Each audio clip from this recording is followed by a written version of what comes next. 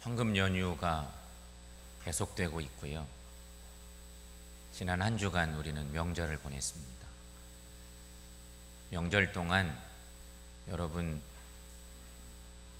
약속도 많이 하고 그 약속을 지키기 위해서 또 시간 조정하고 그래서 귀한 만남들도 갖고 또 헤어지기도 하고 이런 시간들을 보내셨을 겁니다. 그리고 또 이렇게 하나님 전에 나와 예배하고 있어요. 중국의 석학인 이머당은 이런 얘기를 했습니다. 어떤 사람과 오후 3시에 만날 약속이 있다면 그는 이미 하루를 잃어버린 것 같다. 이유는 약속 시간 전까지 기다리는 설레임으로 하루를 설치기 때문이다 하는 것입니다. 하지만 또 이런 이야기도 있습니다. 생텍주베리 어린 왕자의 3시에 친구를 만날 약속이 있다면 그 기다림으로 인하여 아침부터 행복해질 것이다. 기다림에 대한 초점이 조금은 다른 그런 얘기입니다. 생각해보면 인생이란 주위 사람들의 기다림 속에 시작되고 기다림 속에서 살다가 기다림 속에서 삶을 마치는 것이 인생이라 이렇게 정의해 볼 수도 있습니다. 나는 나를 중심으로 생각하면 나는 가족들의 기다림 속에서 태어납니다. 우리 중에 그런 기다림이 없이 태어나지 않은 사람은 하나도 없어요. 엄마 아빠가 기다리고 또 다른 가족들 모두가 기다리고 기다리다가 태어났습니다. 태어나서 내가 자라면서 부모님을 많이 기다립니다. 내가 어린 시절에 자라는 동안 부모님을 기다리고 부모님의 사랑을 먹고 자라고 그 기다리는 시간들이 많습니다. 조금 자라면 친구를 기다립니다. 또 애인을 기다립니다. 그런 시간들이 많습니다. 사람을 기다리는데 그런 나와 더 밀착된 사람들과의 만남을 위해서 그렇게 기다립니다. 그렇게 만남과 또 기다림 그 연속되면서 행복한 시간들을 갖다가 우리가 천국을 기다리며 살다 하나님의 부름을 받아서 천국에 가고 이것이 우리의 인생이에요. 그런데 여러분 이 기다림 얘기 속에 명절은 기다림의 최고봉이라 이렇게 정의할 수 있을 것입니다. 우리가 지금 명절을 보내고 주일을 맞이했는데 명절은 역시 기다림의 최고입니다. 그 기다림의 첫 번째는 부모님들의 기다림이 있습니다. 부모님들의 명절 기다림이 얼마나 크고 간절한지 명절 이후에 부모님들에게도 우울증 증세가 나타난다고 하잖아요. 며느리들이 명절 증후군으로 고생한다고 하는 사회적 이슈가 오래전부터 있었지만 부모님들도 자녀들과 손주들이 짧은 시간 북적대고 썰물처럼 빠져나가면 너무나 허전해서 명절 우울증이 나타난다. 막 보고 싶은 거예요. 자식들이 보고 싶어. 난리 북새통을 떨었지만 다 보내놓고 가면 허전해서 그런 우울증이 생긴다는 것이죠. 부모님들의 기다림. 두 번째, 자녀들의 기다림이 있습니다. 자녀들의 기다림은 고향에 대한 추억과 부모님을 뵙는 것과 형제들과의 만남 때문에 생기는 일들입니다. 그리고 고향의 어른들과 친구들과의 만남에 대한 기다림 역시 중요할 것입니다. 그래서 고향에 내려가면 오랜만에 만난 고향 사람들과 얼굴과 얼굴을 대하고 옛날 이야기를 나누는 것입니다. 최근 이야기보다는 어린 시절의 그 추억담들을 나누면서 이야기하는 거죠. 벌써 이렇게 시간이 지나갔네. 주름살이 어쩌고 이러면서 지난 추억을 얘기하는 것입니다. 이야기꽃을 피우죠. 또 한 세대가 있습니다. 손자, 손녀 세대의 기다림이 있습니다. 기다림이 이들에게는 별로 없는 세대입니다. 부모나 자녀 세대에 비하면 손자, 손녀 세대는 기다림이 없는 세대라고 해도 과언이 아닙니다. 이들에게는 고향에 대한 추억이 별로 없습니다. 아니 어쩌면 고향이 없는 세대인지도 모릅니다. 지금 자녀 세대들은 대부분 그렇습니다. 그러니 이들은 명절의 기다림이 별로 없는 세대, 명절의 기다림을 잘 모르는 세대입니다. 요즘 신세대들이라고 하는 이들은 소통은 빠릅니다. 얼마나 많은 소통이 있는지 몰라요. 명절 틈새에 제가 어느 카페에 간 일이 있었어요. 젊은 부부가 아이를 데리고 카페에 왔는데 아이가 혼자예요. 아이는 태블릿 PC로 뭔가 게임을 하고 있고, 젊은 엄마 아빠는 카페에 와서 부부간에 대화를 나누는 게 아니라 스마트폰을 가지고 누군가에게 메시지를 보내며 대화하고 있어요. 부부간에 대화 없어요. 이 진풍경이죠. 아이는 엄마 아빠 신경 쓸 것도 없이 큼직한 그걸 가지고 그냥 게임에 열중하고 한참 동안 그러고 있어요. 이게 요즘 세대인지도 몰라요. 그러니 여러분, 그냥 소식은 빠른데 편리하게 소식을 주고받는데 이들에게는 애타는 기다림 같은 것이 별로 없다는 거죠. 편지를 보내고 그 답장을 기다리는 애틋함도 잘 모르는 세대예요. 스마트폰으로 톡을 하거나 전화를 하는 일이 익숙하지요? 그래서 이들에게는 소통은 빠른데 금세 뭔가 나와야 되고 뭔가 결정돼야지 오랫동안 기다리고 또 인내하고 이런 것들은 조금 약한, 기다림과 그리움이 익숙치 않은 세대인 것입니다. 이번 추석 명절 여러분 가정에는 어떤 모습이 있었습니까? 여러분 가정의 풍속도가 어땠느냐 하는 것입니다. 오늘 본문의 얘기는 유명한 탕자의 비유 얘기입니다. 우리가 너무 잘 아는 말씀이고 너무 유명한 본문의 얘기입니다. 이 탕자의 비유 속에도 집 나간 아들을 기다리는 아버지가 계십니다. 아버지의 기다림, 이것이 이 비유 속의 핵심의 흐름입니다. 이야기는 세 부분으로 나누어서 생각해 볼 수가 있습니다. 첫째는 작은 아들의 방탕과 궁핍의 이야기입니다. 오늘 본문 중에 긴 본문이라 다 읽지 않고 가운데 본문만 읽었는데, 오늘 본문의 앞대목 이야기는 작은 아들의 방탕과 궁핍에 관한 이야기죠. 작은 아들은 자기 몫을 챙겨 아버지의 집을 떠납니다. 불효막급한 일이었습니다. 근데 아버지는 그냥 허락했습니다. 몽땅 재산을 떼어서 주었더니 아들이 뒤도 돌아볼 일 없이 그 재산을 딱 품고 집을 떠났습니다. 그리고 그의 모든 재산을 방탕한 생활로 다 탕진하고 이내 궁핍하게 되고 말았습니다. 작은 아들은 돼지 치는 일도 했고 너무 배가 고파서 돼지 먹이를 먹으려고까지 해봅니다. 그러나 그것조차 주는 사람이 없습니다. 인생 밑바닥까지 내려가는 어려움을 겪은 것입니다.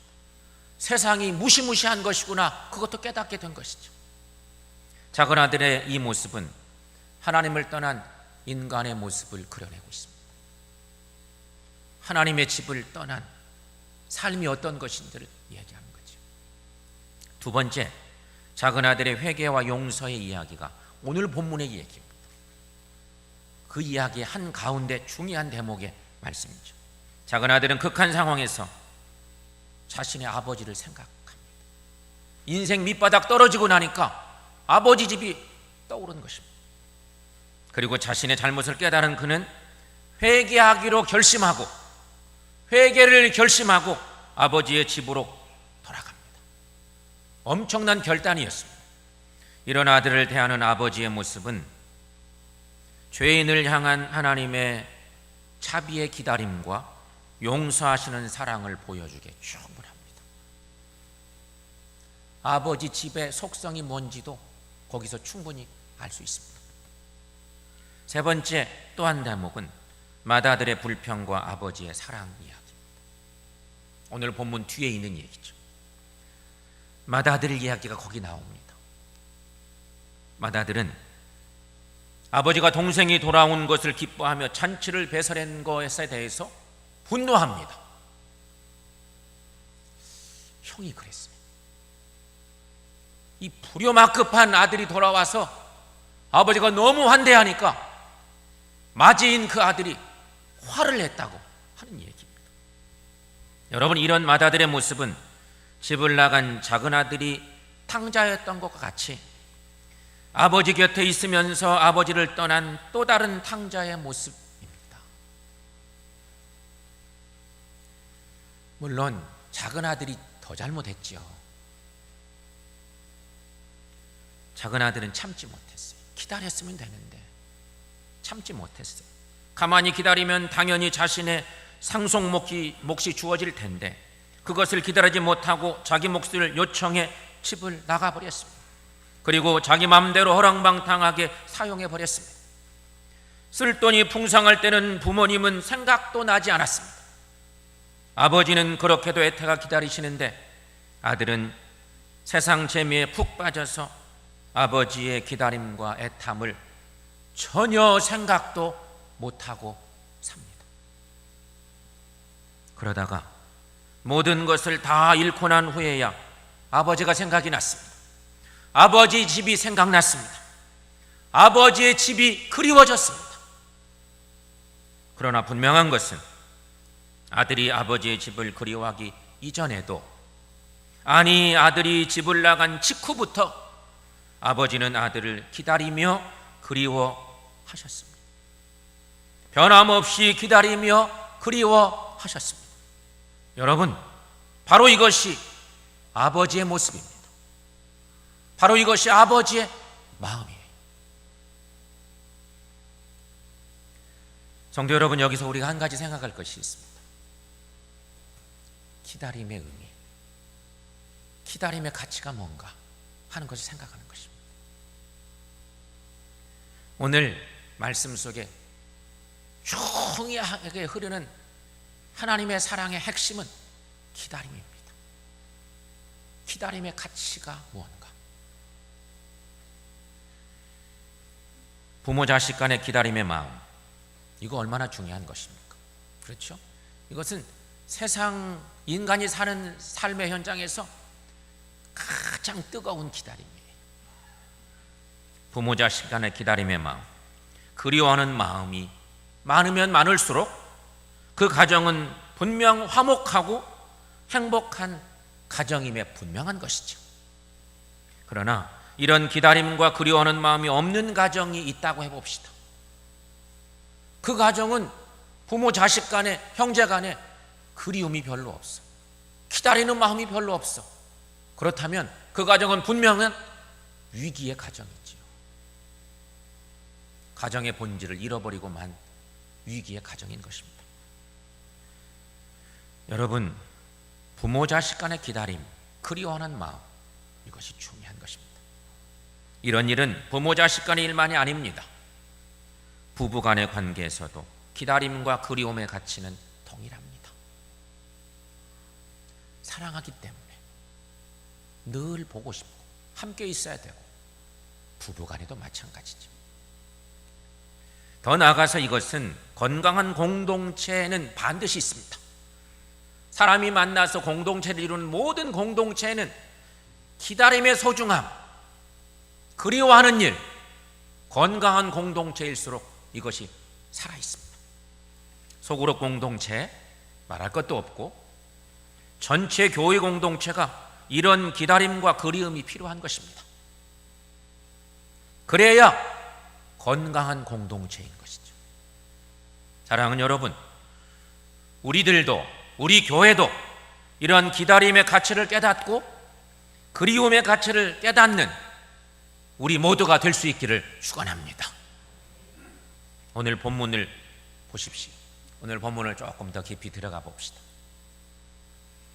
탕자는 이제야 기다림의 가치를, 기다림의 의미를 깨닫습니다. 다 잊어버리고 다 망가지고 난 뒤에야 기다림의 의미를 깨닫게 되는 것입니다. 고향집에 대한 그리움이 생기게 됐습니다. 아버지가 나를 기다리고 있구나, 그것을 깨달은 것입니다. 오늘 본문 17절 말씀인데 세 번역 말씀으로 올려놔 봤습니다. 우리가 익숙한 개역 개정판의 말씀하고 비슷하지만 조금 다른 의미도 있어요. 자, 한번 17절 말씀 함께 읽어보겠습니다. 그제서야 그는 제정신이 들어서 이렇게 말하였다. 내 아버지의 그 많은 품꾼들에게는 먹을 것이 남아도는데 나는 여기서 굶어 죽는구나. 여기 말씀에 중요한 건 그제서야 아들이 제정신이 들었다는 것입니다. 여기서 제정신이 들었다는 것은 아버지가 생각난 거예요. 아버지가 나를 이렇게 기다리시는데, 집 나갈 때는 아버지에 대한 그리움이 하나도 없었어요. 늘 아버지와 함께 있었기 때문에. 집을 나가서도 몰랐어요. 나가서 깨지고 망가지고 다 밑바닥 인생을 경험하는 순간 아버지 집이 생각났어요. 아버지가 그리워졌어요. 그제서야 제정신이 돌아온 거지요. 성경은 그래서 그제서야 그는 제정신이 들어서 이렇게 표현하고 있는 말씀을 우리가 보는 거예요. 18, 19절 말씀에 세 번역은 이렇게 또 번역해 놨어요. 내가 일어나 아버지에게 돌아가서 이렇게 말씀드려야 하겠다, 스스로 결단하는 것입니다. 속으로 생각하는 거죠. 아버지, 내가 하늘과 아버지 앞에 죄를 지었습니다.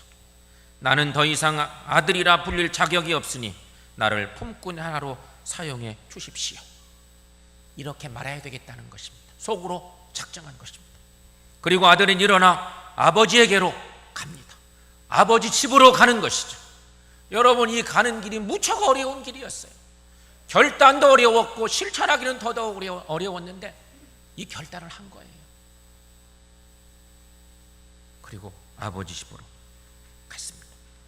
여러분, 성경 20절 말씀 읽어보겠습니다.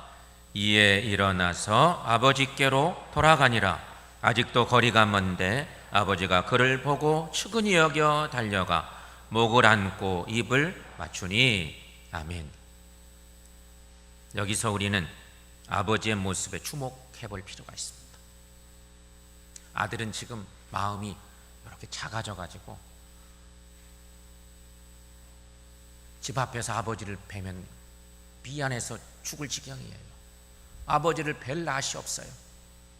그런데 아버지는 이미 동구 밖에 나와 계셨고 쫓아오셔서 안아주시는 거예요. 아버지가 아들을 대환영하시는 거예요. 아들은 그런 생각을 전혀 못했는데 아버지가 달려나오셔서 막 안아주시고 대환영을 하는 것이죠. 이때 아들은 아버지께 말합니다. 아버지, 내가 하늘과 아버지 앞에 죄를 지었습니다. 이제부터는 나는 아버지의 아들이라 불릴 자격이 없습니다. 속으로 생각하고 결단했던 일을 아버지 앞에 직구하는 거죠. 아버지의 큰 환영을 받았지만 환영받을 자격이 없다고 여겼기 때문에 저는 아들 될 자격도 없습니다. 종에 불과합니다. 이렇게 고백한 것입니다. 그러나 아버지는 이 시간, 이 상황에 종들에게 명령합니다. 아버지의 계획은 따로 있는 거지. 아버지는 이미 아들하고는 비교도 안 될 큰 마음을 갖고 계신 그런 분이셨거든요. 여러분, 오늘 본문 말씀 중에 22절에서 24절 말씀 여러분 함께 큰 소리로 읽어보겠습니다. 아버지는 종들에게 이르되 제일 좋은 옷을 내어다가 입히고 손에 가락지를 끼우고 발에 신을 신기라. 그리고 살진 송아지를 끌어다가 잡으라. 우리가 먹고 즐기자. 이 내 아들은 죽었다가 다시 살아났으며 내가 잃었다가 다시 얻었노라 하니 그들이 즐거워하더라. 아멘. 그래서 온 가족들이 이웃들까지 모여서 잔치를 베풀게 되었다 하는 얘기. 사랑하는 여러분, 우리는 명절이 되면 누구나 잘 되어서 멋지게 고향으로 돌아오고 싶은 마음이 많습니다. 금이 환영한다고 하죠.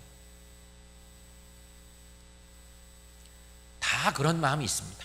그러나 하나님 앞과 부모님 앞에는 그 어떤 문제가 있든지 상관이 없습니다.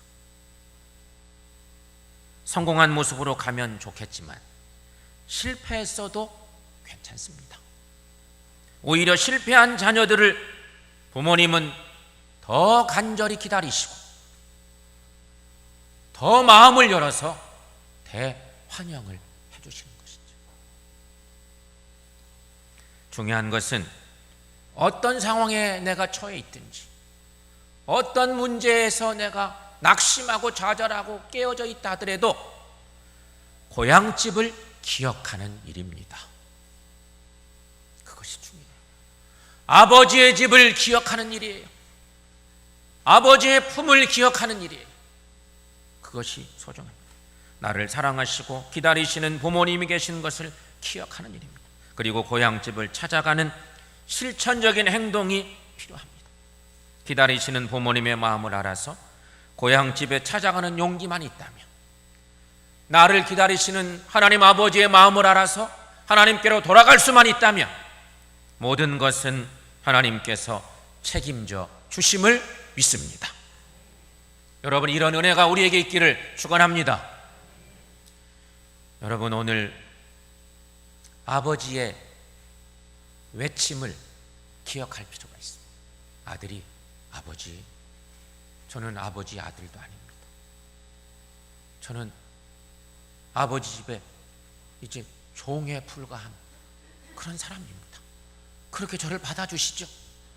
이렇게 아들이 아버지 앞에 회개하면서 그렇게 눈물을 흘릴 때 아버지는 이렇게 외쳤습니다. 종들을 불러서 외칩니다. 어서 가장 좋은 옷을 꺼내서 그에게 입히고 손에 반지를 끼우고 발에 신을 신겨라. 그리고 살진 송아지를 끌어다가 잡아라. 우리가 먹고 즐기자.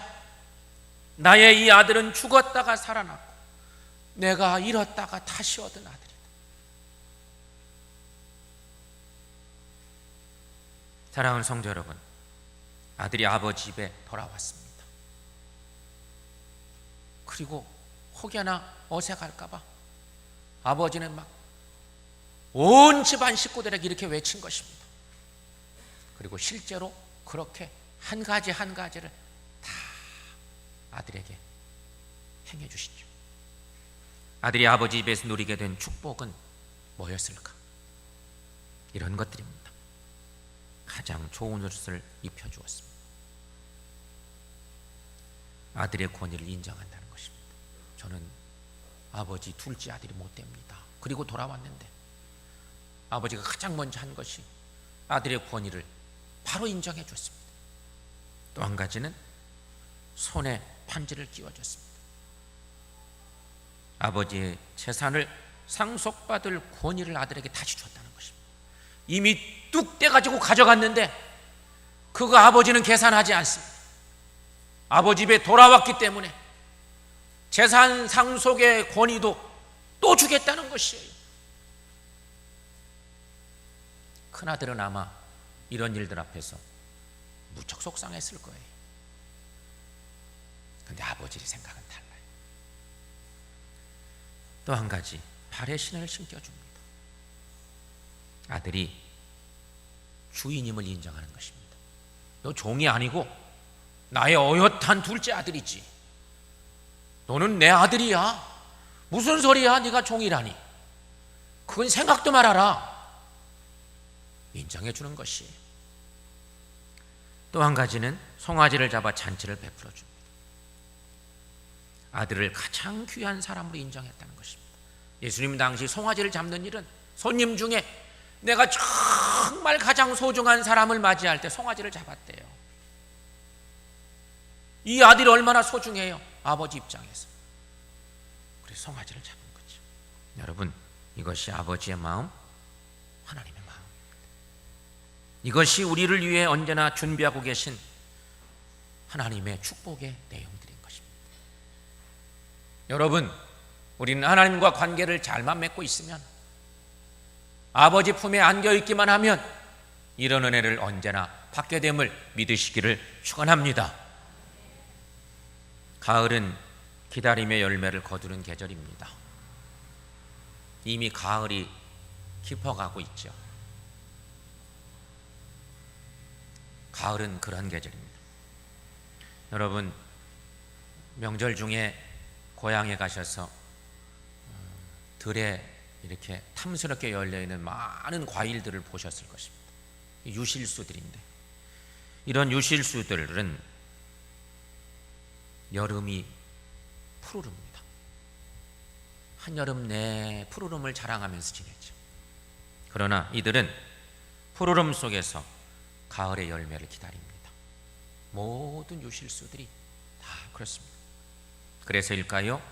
유실수들의 공통점은 열매가 무르익기 전까지는 절대로 그 잎사귀들이 떨어지지를 않습니다. 여러분, 한번 생각해 보세요. 식물의 자람의 원리가 그런 것이지만 모든 유실수들은요, 그 여름 내내는 열매가 잘 안 보여요. 잎만 무성한 것 같고, 가을쯤 되면 열매들이 막 커지면서 막 뽐내기 시작하죠. 근데 그때 여전히 잎들이 다 붙어 있습니다. 열매들이 잘 자랄 수 있도록. 아마도 거의 모든 나무들이 자신이 품고 있는 열매가 완전히 연글게 될 때까지는 절대로 잎이 변하지도 않고 떨어지지도 않습니다. 그게 유실수 나무의 특징이에요. 이유는 튼튼한 열매를 맺도록 하기 위해서 잎사귀들도 힘을 쓰거든요. 그냥 열심히 힘을 쓰는 거예요. 광합성 작용을 하면서 힘을 쓰는 거 아니겠습니까? 열매가 영양분을 먹을 수 있도록. 그리고 열매들이 다 맺어질 때까지, 추수할 때가 되면 잎들을 떨궈요. 그게 유실수 나무의 특징이에요. 사랑하는 여러분, 우리의 부모님들도, 그리고 우리들 모두의 영의 아버지신 하나님께서도 우리들을 위해서 이렇게 기다리고 계십니다. 여러분 믿습니까? 분명합니다. 그러므로 여러분, 그 기다림의 의미를 잘 아는 사람, 그가 바로 효도할 수 있는 사람이에요. 그 기다림의 의미를 잘 아는 사람, 그가 바로 참 신자가 될 수 있어요. 아버지의 기다림, 하나님 아버지의 기다림, 부모님의 기다림, 우리 영의 아버지신 하나님의 기다림, 이것은 닮은 꼴이 있습니다. 사랑하는 여러분, 우리 모두 오늘 말씀을 통해서 기다림의 의미를 잘 깨닫고 사심으로 효자, 효녀 다 되시고, 하나님 앞에서는 참 성도로서, 하나님을 영화롭게 하는 진정한 그리스도인으로서 하나님을 기쁘시게 하는 신실한 믿음의 삶 살아가는 저 여러분들 모두가 될 수 있기를 축원합니다.